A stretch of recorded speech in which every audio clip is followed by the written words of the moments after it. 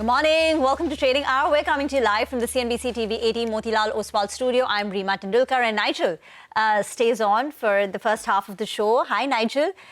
It's a subdued morning of trade, but we made it to Friday. Well, that's right, Reema. And, as we speak, we're actually down close to around 100 points or thereabouts. And earlier this morning, it appeared like, the markets wanted to dance away towards the 26,000 odd mark. The Nifty bank is moving to a very crucial juncture, which is the 57,500 odd mark. So that level needs to hold out. And for the Nifty, we're 300 points away from the 20-day MA. You'll have to say, till these levels hold out, I think the bulls will still believe they're very much in the game. The problem, Reema, is, in the last 20 minutes, the broader markets actually were outperforming. But those crisscross lines, if they come up for you on the screen, you'll see now there are more number of stocks that are declining than advancing. So that crisscross, in fact, will not be making portfolios feel too good. That's at around 10:30 a.m. that happened earlier today. Well, but the good part is, for the week at least, the mid-cap index is still up about 1.3%. Yeah. So today, of course, you are seeing that little bit of profit booking, 100 points lower on the mid-cap index. But week to date, the Nifty is absolutely flat. The mid-cap index is up close to about 1.3%. And if you look at the other sectoral gainers, it's PSU banks right on top. That's up nearly 4%. Oil and gas has had a fantastic week, and that's gained close to about 3-odd%. But let's straight away get to the latest news that SEBI has proposed new norms for the number of constituents in the non-benchmark indices. Vivek now joins in with the details.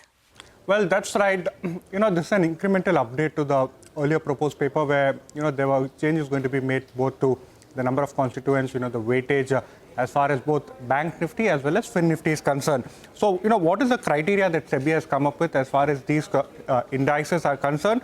And the implementation will be done starting December 2025 onwards. So, the eligibility criteria, number one, the indices need to have a minimum of 14 constituents. The top constituents weight has to be less than 20%. Combined weight of the top three constituents will be less than 45%, and all other constituents' individual weights has to be in a cascading downward order. So basically, especially if you're looking at the Nifty Bank, 12 constituents, so the number of constituents will increase. Along with that, ICICI Bank, HDFC Bank, largest weight, currently they are above the threshold, so weight has to reduce. So now, the additional constituents that can come in, analysts estimate that Indian Bank and Yes Bank are key candidates. Union Bank too stands an outside chance. Sorry. On the other hand, HDFC Bank and ICICI Bank could see some weight reduction on the back of this development. Okay, thank you very much for that. And joining us in the CNBC-TV18 Motilal Oswal studio is Mr. Ramdev Agarwal. They just came out with their Q2 numbers. The stock today is down close to about 4 to 5%. And that's because at the bottom line, you are seeing a drop of 70%. But that is courtesy a big swing that you're seeing in the treasury, the investment segment, where there is a loss of 200 crore versus a profit of 700 crore. But this is the notional mark-to-market loss that the company has seen on account of the swing in the equity markets in Q2. But this is notional. What actually stands out is the performance that the company has done in the asset and private wealth management, where the growth is very strong, 12% up on a quarter-on-quarter basis, and I think about 23% higher. Sorry, 12%, yeah, and about 13% high, 23% higher in the PBT level. Ramdev ji, thank you very much for joining us in the studio. So I'm not focusing on the PAT because that is a notional loss, right? That is swinging it? Yeah. Okay, so actually, one has to focus on the operating profit. Yeah. Operating profit is very resilient. It is, last year was 540 crores or odd, and this year is 555 or 5, something like that, 2-3% up. Despite the fact that we are broking business, which is 50% of the company till last year, has gone through this expiry challenge, So last year was the best quarter in September. Against that, that business made about 225 crores last year or 240 crores. This year it has made just about 175 crores. So there is a 50 crore loss out of that. And despite that, we have 2% growth. So what has happened is that business has clearly given 24% lower profit, but other businesses have more than made up. So other businesses have grown at 30%. So the boom conditions in capital market is on, whether it is AMC, whether it is private equity, whether it is iBanking. iBanking is just about kind of really doing record numbers. So all of them are doing well. And your HFC, Housing Finance, which used to be kind of a very stuck kind of situation, has also grown at 25, 27. So all the businesses, ex-broking, has grown at about 30%. Broking obviously has gone down by 24%, which I think this is the worst quarter. Starting next quarter, I think it will be much more manageable year-on-year comparison. But after that, of course, the growth again of 25, 30% in broking also will start. So that's how the operating side look. As far as mark-to-market is concerned, it's linked to the market conditions. Yeah. So we have about $1 billion, about 9,000 crores treasury. I think September quarter is about 4% decline in the index. So there you saw this mark-to-market down. First quarter was very good, 600-700 crores up plus. Now this quarter is starting a little more positive.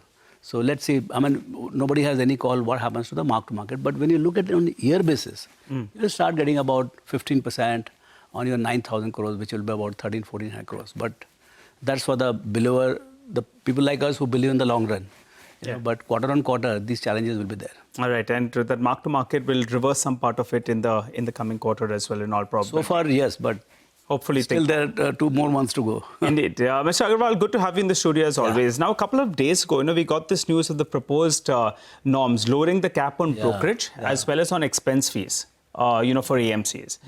As well as for wealth firms. I wanted your take on it. The industry has been a little bit soft. So what kind of impact can it have on business? Obviously, it gives a bit of dent.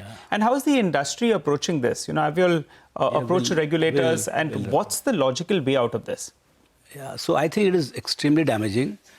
One is the business side of it. That's one part which this thing. But in this kind of a resurgence of capital market, which has become a huge, economic strength for the country, I don't think this kind of measures are required at this juncture. Because sell-side research has a very dominant, there's a power of sell-side research. I mean, you come to hear purely, even CNBC and all the channels are fed by sell-side research. And you don't pay anything to the sell-side research. So the public at large are educated by the company's stories, by various minds. I mean, I may say buy, somebody might say sell. So this 1,000 analysts, sell-side analysts, they are the backbone of capital market. Now they are being paid by brokers, whosoever, say we have 50 analysts. So we pay them, we spend about 70, 80 crores on just the research. So there must be Kotak, there must be Prabhudas, there must be, all these guys, all the foreign brokers, they all spend money on research. And that is being charged with the brokerage. It's not separate, it is charged with the brokerage. Now, the whole thing is going on very well. There are hundreds of companies, new companies which are coming up, which we don't know the name also. Who is going to cover them? Buy-side research is no substitute. In fact, sell-side research is extremely good complement to the buy-side research. So sell-side research must happen. And somebody has to pay for it. You cannot be at the mercy of asset manager to give you revenue. So in the current form, it's extremely damaging, as you said. Current proposed thing is very dramatic. Yes. I think regulator must... Some kind of rationalization you all will looking They must listen to the voices of broking industry and even the users. Who will benefit out of this? Nobody is for it. And yet these kind of proposals are coming. So I think we'll make a representation. Probably we'll try to make them understand our viewpoint. And then, of course, the regulator knows the best. What to do. They have brought the market, they have brought the system so well. So far, SEBI has been one of the architect of this capital market to make it safe and liquid and dematted and one of the most aspirational market in the world. So I'm sure they will look at the merits of this particular thing. But 12 to 2 is like closure of the system. I mean, basically, we don't want sell-side research types, which is not right. I think sell-side research has a very distinct role, which is not understood properly. Because this 1,000 analysts cannot be replicated by side. Howsoever money you pay, you cannot get conflicting views. And the entire media, social media, retail, everybody is fed by the sell-side research. So I think they must actually provide more dollars for the sell-side research because the markets are expanding horizontally. And research dollars are not there. And now you're pulling out whatever little is there. I think it will destroy the market. Ramdevji, well put. Always count on you to present the other side of the argument from an industry point of view. But just getting back to your business and the numbers. Now your ARR revenue, which is basically your, the AMC wealth distribution, 61% of the overall revenue, and this number was 52% in Q1. I mean, that's a big 900 basis points kind of an increase. I mean, at this rate, you will pretty much moved to a fully fee-based model, sir. Yeah, so there was also an effort to build non-broking based, fee-based business model like distribution we want to build. So, but we didn't want to come down this fast. I mean, from 50% to now we have come to 24, 25% in broking. Yeah. So that was not the intention to go down that fast, and so it will come back as the situation normalizes. Q3 would be still kind of same. Q4 recovery will start, and I think 26, 27 will be full recovery on a lower base of 24, 25. So I think it will recover back, but it will not get back because other businesses are growing at 30%. Like my AMC has gone from 110,000 to 160,000. So it's almost 50% growth without mark to market. Because year on year, it has grown from 110,000 to 160,000 crores AUM. Right. And that has happened without market doing much. So everything is a net flow. So we get about 15% mark to market as we go along. So I think there is a clear, what you call, tailwind in all the capital market businesses, starting with the broking, AMC, private equity, iBanking, you name it, wealth management. Everywhere there is this thing, and that continues in my mind. In fact, it is going to gather pace as the credit flow, the economy picks up. All these uncertainties of trade agreements, all those things get behind, and GST cuts and all those things. My sense is that next 12 months is going to be much better for the market than last 12 months. You want to put in some AUM targets, sir? I can't do it. Don't get into that. Because I don't know. I mean, we are doing well till yesterday. So now, what else can I say? I mean, we have done about 50,000 crores net flow last year. I mean, everybody tries to do a little better than that. Okay, let's talk about a smaller part of your business, the home finance business. Yeah. That's as well growing very, very well. Very well now. You know, it's done well even on a sequential basis. Profitability as well is improving. Yeah. What are the targets on this particular vertical? Because it's small, but it's gradually expanding and at a decent pace. And there's an industry tailwind as well. Yes. Post GST 2.0. Yeah. So I think here the new team is stabilized, and the operating leverage is now building up. See, till last year, the AUM growth was happening, but because the feet on the street was more, the profit was stuck at about 120 crores. Now it is looking that we have got over it, and the operating leverage is working, and on a 25, 30% kind of AUM growth, we'll start getting 25 to 30% net profit growth. Right. So our intention is a very secular business, very predictable, and very large opportunity. So initially we had a little teething trouble, but now this new team is fully stabilized, and I think from 25, at least it will contribute as much as the rest of the business are growing. So about 25 to 30% kind of a bottom line growth should be happening for the next 2 3 years. Sir, just one question. Yeah. As you said, right, conflicting opinions make a market. You need buy side, you need sell side. Even when it comes to stocks and IPOs. On social media, there is a lot of outrage about expensive valuations about one particular, IPO which is open right now, Lenskart. But yesterday, when you see the kind of anchor investment and the demand, 147 anchor investors, and including Motilal Oswal and every blue-blooded anchor investor. So present the other side of the argument, which makes sense of this 200 times valuation. So let me put it, because we are interested party, this thing. So stock specific discussion, and my knowledge is very little, let me tell you.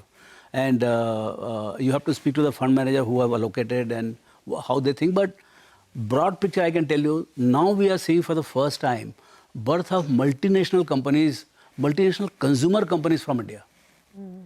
See, it has not happened in first 10 years of operations. Somebody is operating in 50 countries, 100 countries, and that too touching the consumer B2C businesses. So this is happening for the first time thanks to availability of private capital, the risk capital, and second is thanks to internet. And these guys, they are very global minds. So I think these are the different companies than the old companies like, say, MyHFC. I mean, they are going to operate maybe in 3 states, 5 states, 7 states, or 20 states, but within the boundaries of India. So we are basically attacking $5 trillion of GDP. These guys, they have ambition and plans and execution of attacking $125 trillion of GDP, the way American corporations do it. So the outlook is different. Whether they are successful, unsuccessful, how successful, that is for fund managers. But it's very exciting time to see birth of young global companies out of India. Well, I don't want to put you on the spot, but thank you for, sharing your... So that's a thought process, but I have no strong view one way or the other. Well, I know the debate continues with regard to valuations, but as you said, you need to appreciate the business. Founders have a vision in there. So hopefully they get to that. But the debate on valuations does continue. Always a pleasure, sir, having you in the studio. Thanks a lot for coming down. Wishing you a good day ahead. And all the best for the coming quarter as well with regard to your results. Thank you. Thanks. Well, time to slip into a short break. You come back, we'll continue. All right, I think we have some flashes at the bottom of your screen. The SEBI chairman, they're saying that they've taken a series of measures to improve the derivatives market. So that's some fresh statement that's coming in there. Cannot just shut down weekly expiries. Many market participants are using this. I think the stock to track is BSE. Initially, as we got some information that was coming in there, the street read it a little bit negatively. But now it appears that fear with regard to knocking out weekly expiries is gradually receding. That's why BSE as well, from being down close to around 2.5% or thereabouts, or close to 3%, I think, it's pulled back considerably from the low point of the day. That's on the back of the comments that are coming in there that should flash for you at the bottom of your screen. The SEBI chairman has not said the decision will be taken in a phased manner as well. That's the additional lines that are coming in there. And big recovery, as I said, BSE, from being down 3%, now the stock is down just around 1%. The street believes now maybe that fear with regard to shutting down of weekly expiries is gradually receding. I'll tell you what, we'll slip into a short break, come back, continue our focus on markets. We'll also focus on this big story that's flashing for you on the screen.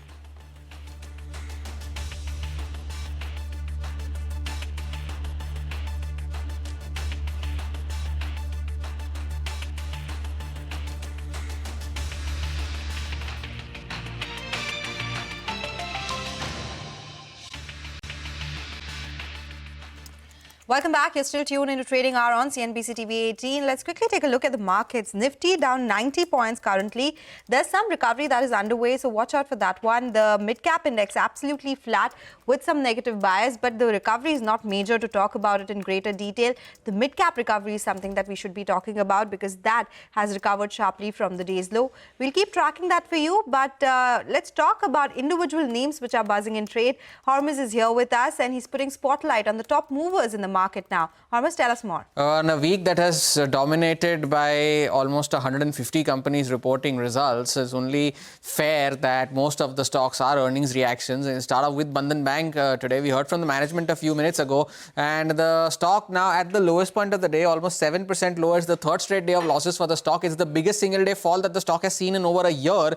And on the volumes front, we have had close to 3 crore shares that have been traded for Bandhan Bank. That is almost a 10x of its 20-day average, which is close to around about 28 to 30 lakh shares. Now, the stock has also broken below a very important level, which is the 200 DMA of 162. And the stock has been an underperformer this year, has been quiet in 2025. It was down almost by a third in 2024. On the flip side, though, the top gainer on the Nifty 500 today is Navin Fluorine, and the stock is only going from strength to strength, 15.5% higher now on the stock. The biggest single day gain since March of 2020, trading at record highs is Navin Fluorine. 21 lakh shares have already been traded on the stock, and that is way above its 20-day average, which is only 23,000 shares. And it has had a very, very good year of 2025. It's up 75% after 3 years of negative returns, and this is also the best calendar year since 2020 that the stock has had. Finiotex Chemicals, the stock trading ex bonus and ex stock split today in a 20% upper circuit now.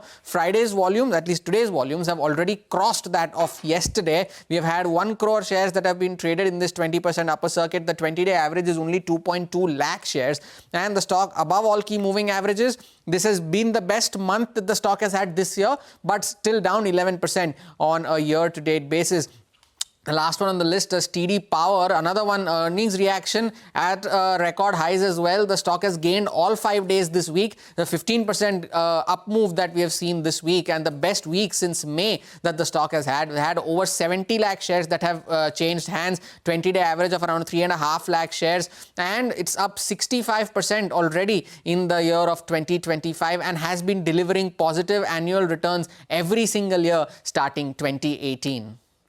Thank you very much for that. Sonal, Navin Fluorine is a stock that you're looking at? Oh, yes, I am. What stellar numbers this time around. And you know, this was one stock which was under pressure last year because of a lot of things that happened before that. There was a CEO resignation as well and had been underperforming for a while. This year, it's up around 78%. But if we look at the numbers, stellar numbers overall, revenue growth has been strong, coming in at around 46%. EBITDA is up at 246 crore rupees. Margins have expanded by 1,200 basis points and profit after tax at 148 crore rupees. Across all the segments, there has been a strong growth. HPP up 38%, specialty up 35%. CDMO also is higher by 98% on a YOY basis. If we talk about the conference call, the management sounded very bullish. EBITDA margin guidance has been upped to 28 to 30% with a possibility of an upside from those levels for the next fiscal. This fiscal, they expect around 30% margins. They expect second half to be better across segments, and CDMO revenue should touch $100 million in FY27 itself. Brokerages, very positive. UBS has a target price of 5,900 rupees, which is an upside that they're seeing now. They've announced new R32 capacity, which should be positive for the stock. Jefferies has a target price of 66.35. They have upgraded EBITDA estimates by 13 and 14% for the next two fiscals and forecast 44% EPS CAGR for the next 3 years. Citi, however, has a sell call with a target of 4,900 rupees a share, but doesn't take away from the fact that the numbers were strong, much better than what the street was working with. Indeed, and Naveen Florin, you just spoke about that, right? Is that after 3 years of negative annual returns, the stock is up almost 80%, a 16% higher now is Naveen Florin, the top gainer on the Nifty 500 today. Take a short break on the crypto markets. On the other side, Manisha Gupta joins in. Stay tuned.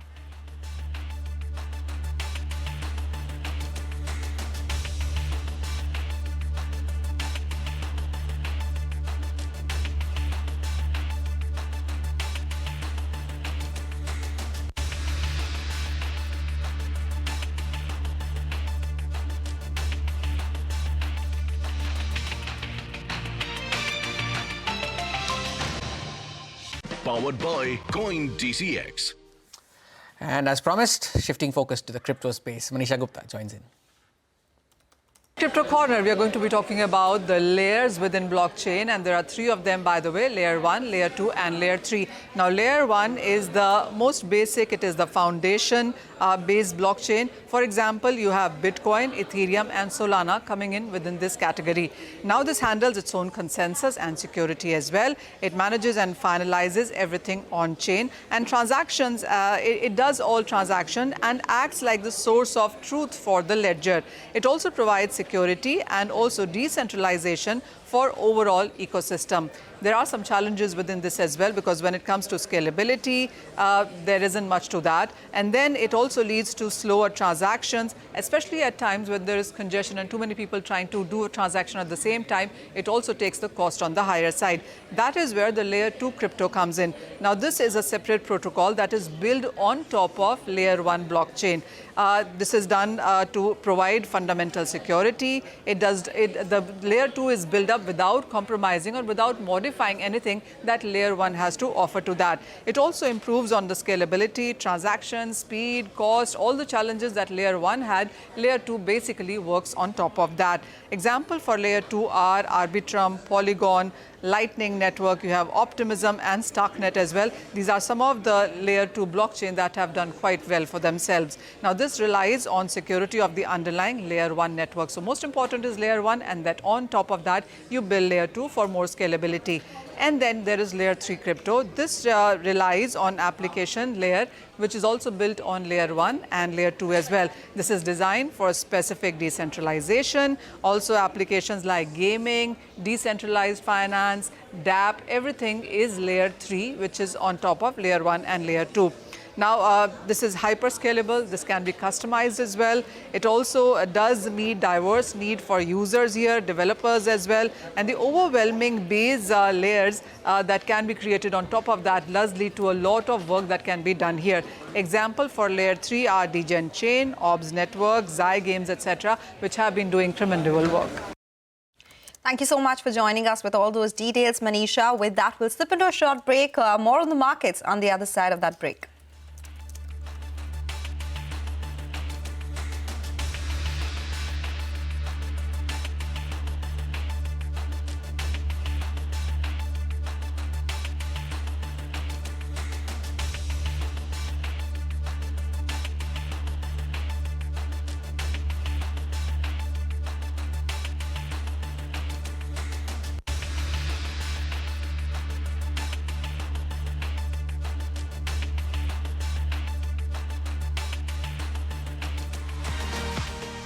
CNBC-TV18 presents Crypto Corner, powered by DCX.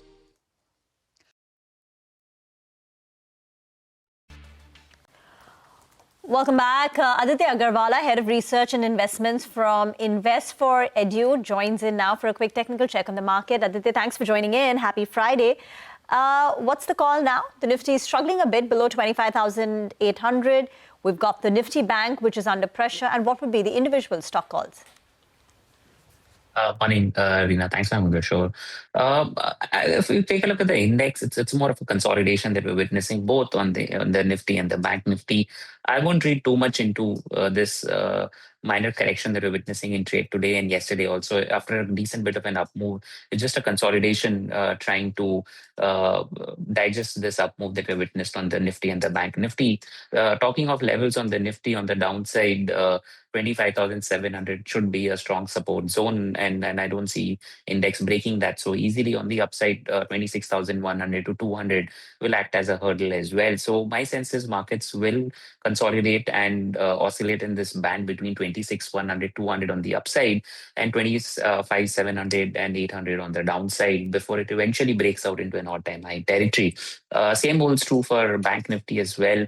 Today, we witnessed a sharp correction led by that news which has come out. But overall, I don't see any major correction in the Bank Nifty as well. So 57,300 on the downside is a decent support area for the Bank Nifty. And 58,400 is what I'm looking at as the hurdle for the Bank Nifty. Should consolidate between this zone. I don't see major downside or upside moves in both the indices. Having said that, yes, there are stock-specific activities, especially on the broader markets that we're witnessing. That is likely to continue going ahead. Talking some stock-specific ideas, the first one on my radar is Titan. Looks very interesting. After a decent bit of a consolidation, stock has finally broken out into a bullish uptrend. At current levels, I'll be a buyer in the stock for a target of 3,900. With a stop loss somewhere on the downside at 3,700. The second stock is IFL. This is also very interesting. After a correction, stock is finally showing higher highs, higher lows, backed by healthy volumes. So I'll be a buyer in IFL as well at current levels for a target of 580 with a stop loss at 520 on the downside. Okay, all right. Thank you so much, Aditya, for joining us with those levels to watch out for and the important stocks in focus as well. By the way, the Nifty is still down 78 points. It's the mid-cap side of things which are doing well. So mid-cap index has turned into the green, 35 points higher on that one. And the advance decline ratio, that still remains in favor of advances as we speak. So watch out for the recovery on this name. But Lenskart, 7,278 crore rupee IPO opens for subscription today. And it's our big story for the day. Mangalam is joining us now to tell us more about the company and the outlook as well. Mangalam. Well, the much spoken about, the much discussed and the much debated IPO finally opens today. It is Lenskart, a business that we know as, it has around 2,150 stores in every nook and cranny of the country, and increasingly 40% of their revenues coming in from outside of India in the Southeast Asian regions as well. But importantly, about the IPO, opens today up until November 4th, and it's a price band of 382 to 402 rupees per share, raising about 7,300 crores, of which fresh issue is 2,150. The rest is an offer for sale from promoters as well as investors in the company. Now, before the IPO opens for subscription, we had the anchor book update coming in as well. There was strong demand there, 3,300 crores allocated to nearly 150 anchor investors, which included a good mix of domestic mutual funds, domestic insurance companies, as well as global participants, which include the likes of New World, Capital Inc., Fidelity, T. Rowe, and BlackRock, etc. So a bunch of anchor investors have put their might behind Lenskart. What does the company do, and what does it intend to do with the money that it gets? Remember, it runs about 2,150 stores, has the back-end supply chain for eyewear as well. So they want to basically use 273 crores to start new company-owned, company-operated stores. 590 crores will be used for lease, rent, license agreements, and they will be investing in technology as well as R&D for about 213 crores as well. It sells, designs a wide range of eyewear products. We know about that. They've made acquisitions as well. 40% of their revenue comes in from some of the acquisitions that they made outside of India. And if you look at their financials, last year they did numbers of close to around 6,500 crores, 6,600 crores on the revenue, had margins of 15% and a profit of nearly 300 crores, the first time that they turned profitable. And this quarter, the first quarter that is, they did about 1,900 crores in terms of revenue, 18% margins and about 61 crore. It's a strong business, 2.5 times, its nearest competitor in the country, and also has a fair amount of tailwinds for the sector when it comes to unorganized to organized shift. But all of that boils down to just one thing. How much is the price, or how much is the IPO being offered at? If you look at the trailing numbers, 10.5 times sales and 234 times price to earnings. And this is precisely the question I asked Piyush Bansal, and this is what he had to say. Firstly, as a company and as an entrepreneur, our job is to create value for the customer. Yeah. Right? And now increasingly shareholder as well. Yes. And the shareholder, as far as valuation is concerned, it is what the market decides. Even if we look at the valuation, there are investors who are selling shares, there are investors who are coming in, and they have done a lot of working to arrive at these numbers. All I can say is they'll be very close to comparables. They won't be off. Sometimes when you look at things without looking at the full perspective, they look different. But yeah, be rest assured that everything will be in line with what they should be. I don't expect anything abnormal. International continues to be a good focus for the company. 4,000 stores by 2030? Again, I would say... Possible? Definitely. I mean, India has 80,000 eyewear stores, approximately, conservatively. And that Abhishek said, we have 60 stores for 1 million people. We have 20 times more jewelry stores in India. So one would say, can you add at least another 80,000 optical stores as a country? Yes. Right? Out of that 80,000, let's see how many Lenskart has. 14% the overall subscription so far of Lenskart. We are into almost the first couple of hours of the bidding process opening. The portion reserved for retail investors has already subscribed 55%, but you need to keep that in mind that only 10% of the IPO was reserved for retail investors and the 75% was reserved for institutions. So we'll keep you updated on the subscription figures for Lenskart. Take a short break, more on the markets on the other side. Stay tuned.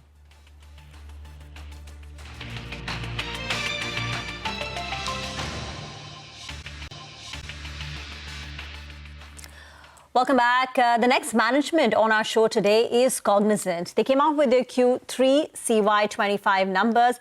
Ravi Kumar, the CEO of Cognizant, is now joining in. Ravi, very strong Q3. I mean, this is the strongest sequential organic growth that we've seen in the last 3 years. And you went ahead and upgraded your revenue guidance. You're now looking at a 6 to 6.3% revenue growth this year. I mean, what is driving it? Is it that the external demand has improved in the current quarter, or are there some company-specific factors? If you could elaborate. You have to deal with deterministic logic, which was in SaaS layer. You have to migrate that to the probabilistic AI layer. You have to write new AI agentic layers. In fact, classical software didn't expand significantly into enterprises. I mean, the total annual revenue of all these SaaS companies put together is hundreds of billions of dollars. But the labor spend around it is trillions of dollars.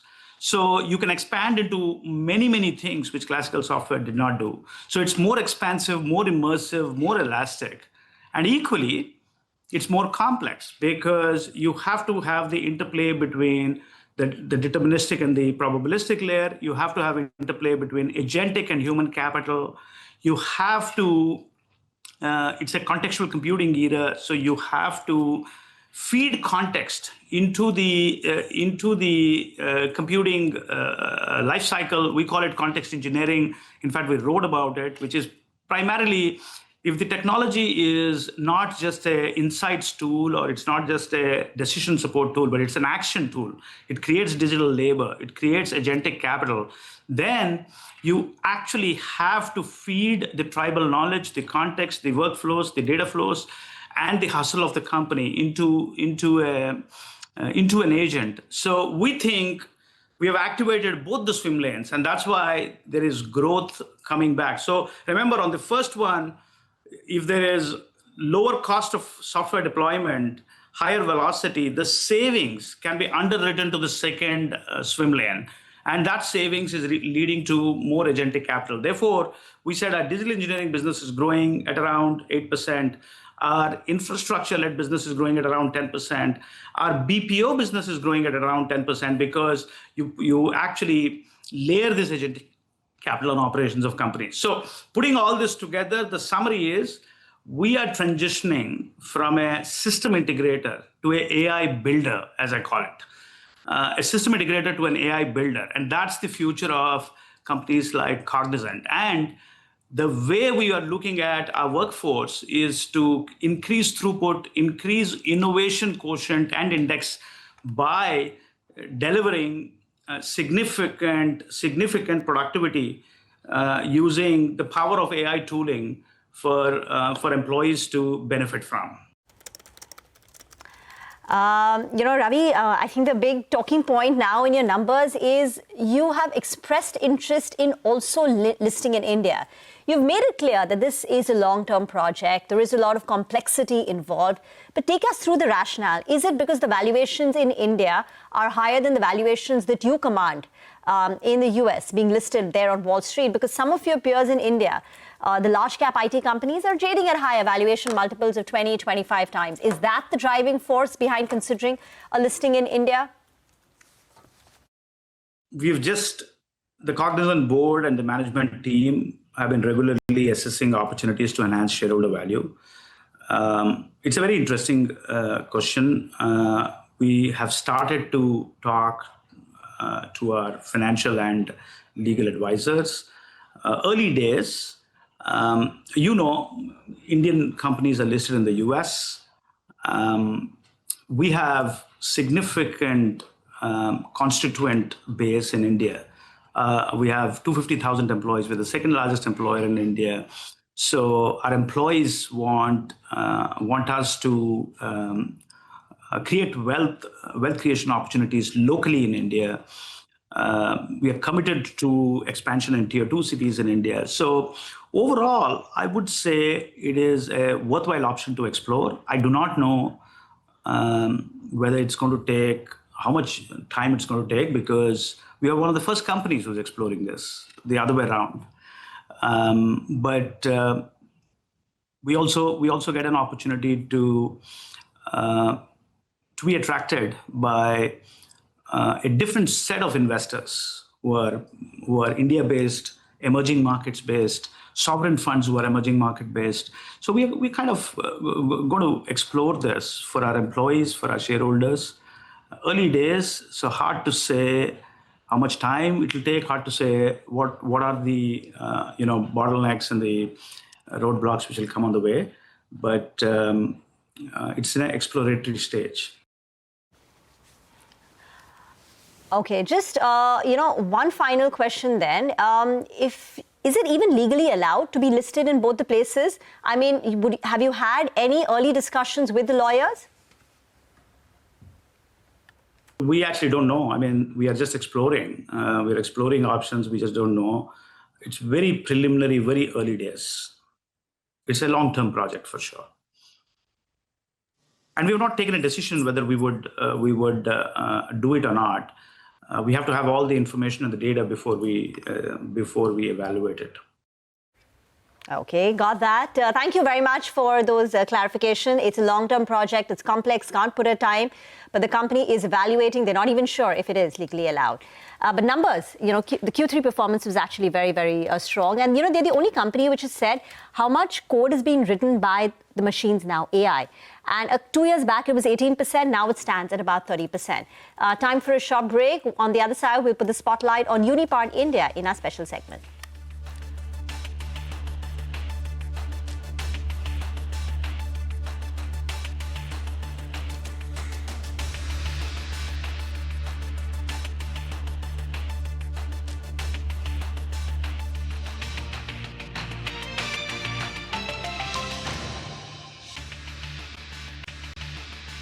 A brief recovery from the lows of the day, but in our special segment, Under the Lens, Sonal tells us more about Uniparts India. Over to you, Sonal. Thank you so much for that. Uniparts India, an interesting stock that's quietly making a comeback. The stock jumped 9% yesterday, is up 28% in the last 1 month, and just up 7% over the past 1 year. But here's the catch. Even after all that, it's still trading below its IPO price of 577 rupees, which is back in December 2022. Uniparts is a manufacturer of engineered systems and components for the off-highway market, that's tractors, construction and agricultural equipment. On 13th of October, that's recently, the company approved a special interim dividend of 22.5 rupees per share. In fact, its dividend payout ratio, that'll come up for you on the screen, has jumped sharply from 24% in FY22 to 73% in FY25. The company's cash flows are solid at 182 crore rupees from operations in FY25 and a cash balance of 241 crore rupees. This is as of June 2025. On the balance sheet side, working capital days, they have improved to 124 days, which is in FY25, down from around 134 last year, but the number was even lower earlier. Look at the working capital days that we saw in FY21, FY22, so it's been a sharp uptick from there. But profits, they have come off from their peak. The return on capital employed, it is down to 12% in FY25. This is from 32% that we saw in FY23. And that shows up in the numbers too. Revenue has slipped from 1366 crore in FY23 to 964 crores in FY25. Profits are down from 205 crores to 88 crores over the same period. However, management is sounding cautiously optimistic. They say lower interest rates and stabilized equipment pricing are driving deferred purchases. The European market is showing early recovery, and they are expecting mid-teens growth in both the agricultural and aftermarket segments in FY26. Plus, they've won over 200 crores of new business as well, and they say they can manufacture from different locations to manage exports tariffs for the US purposes. Now let's talk about valuations. Uniparts trades at about 17 times earnings, and compare that to Endurance Technologies at 45 times and Minda at 65 times. So it's clearly the cheaper play in the OEM space. Promoters hold about 66% stake, with institutions like Aditya Birla Sun Life Insurance and HDFC Value Fund also on board. Uniparts looks cash-rich and shareholder-friendly with the amount of dividend it has been paying out, but it needs to get its growth and margins back to regain its pre-listing shine.